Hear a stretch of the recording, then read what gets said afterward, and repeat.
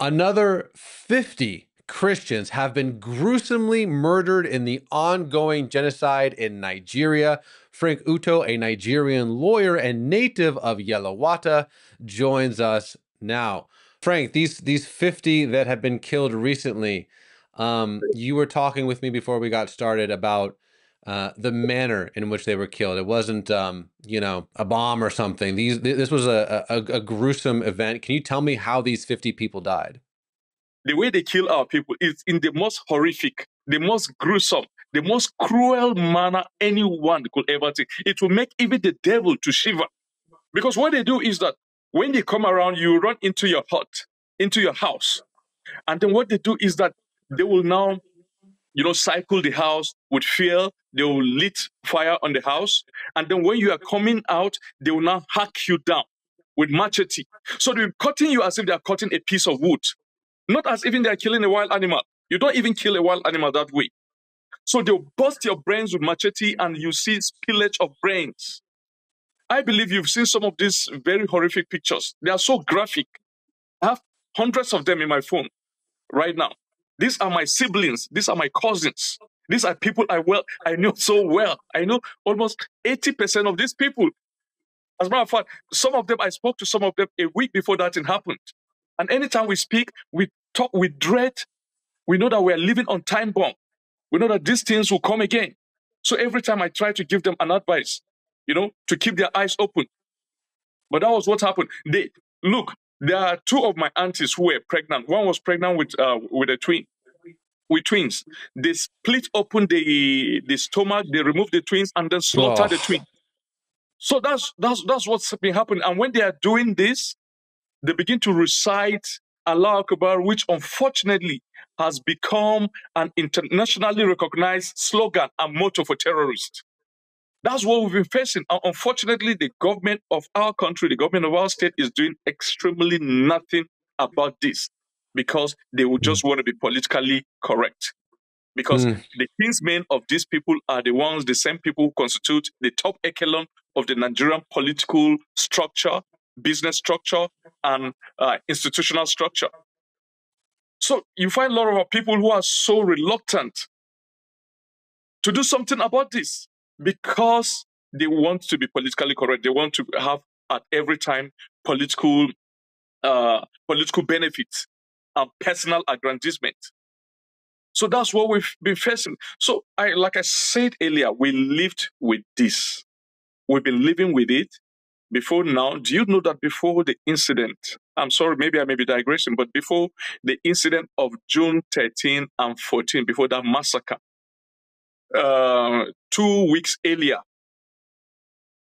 a retired army officer in my own village of Yerwata, who was my late father's very close friend, was in his compound just going through his phone that night. And because of the beam, the light of the phone, was shining on his face, these jihadis came to his compound, shot him on the leg, so he ran into his room.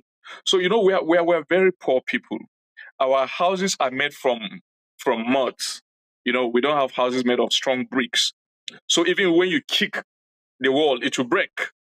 So many of our houses, we don't even have window frames. So like in his own window frame, what was there was just a mosquito net.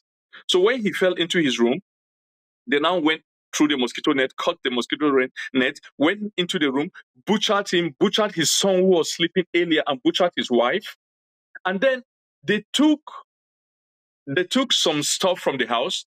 And do you know the next day in Uday, a neighboring community to us, that's our world headquarters, Uday, which was like 5 kilometers away from Yerwata, a village woman was going to the farm to fetch firewood, and she saw one of these jihadis, the Fulani, with blood stains on his clothes. So she went back and raised alarm to the village youth that she saw this Fulani guy trying to kickstart a motorbike that stopped. So he was trying to kickstart it, and when she walked past, she saw blood stains all over his body and even on the bike. So that is a ground for suspicion, of course. So immediately our youth ran to the place, met this guy, give him some little beatings, you know, and they were able to extract confession from him. He confessed that they carried out an attack in Yerwata, that's my own village, which was like 4 kilometers away from the village he was caught. They carried out an attack on Yerwata the previous night. They killed that retired army officer, and this bike was given to him by one of the military guys in Uday. Yeah, a detachment of military. A detachment of military. So one of them is his kinsman, is a fellow Fulani, is a Muslim officer.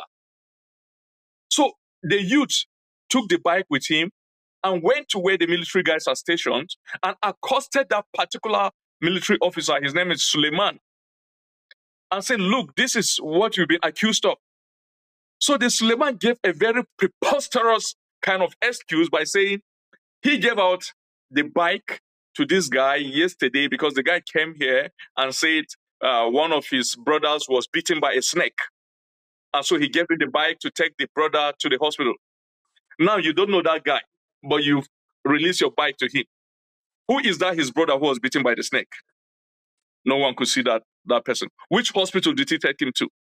None. So we reported this to the military top echelon in my state capital in Makurdi, which was also headed by another Fulani. That's how these guys are strategic. By another Fulani officer. And that was how the story died a natural death. So far, nothing has been done about it. And so far, we've even forgotten about it. Wow. Well, Frank, unfortunately, you know, we're going to have you back on because these stories just keep happening. You know, I'm getting really frustrated. I can't imagine how your frustration, just that this happens day after day, week after week, month after month. We just did a story about this a few days ago with Masara about a different incident. This just keeps happening. But, you know, there is something, lastly, again, we're going to have you back on. But lastly, there is an event happening in D.C. Okay, so the groups are the truthnigeria.org and Equipping the Persecuted, organizing a seminar, a meeting on exactly what is happening in Nigeria, with emphasis on what is happening in my place, because this is the place that is trending in the last 1 month. You know, my own village of Yerwata. They went there, they carried out their investigation, they made a documentary. They'll be showing the documentary, and some keynote speakers, of whom I'm one, will be talking about the persecution of Christians in my domain. That's exactly what I'm going to Washington for. The event will be taking place at the National Press Club.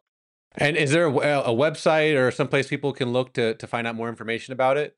I think it's their website, truthnigeria.org, and equippingthepersecuted.org too, I think, yeah. Well, Frank, again, I thank you so much for your time.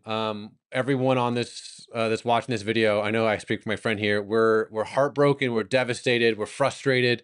But, you know, telling the story is the first step. So for now, my friend, God bless you.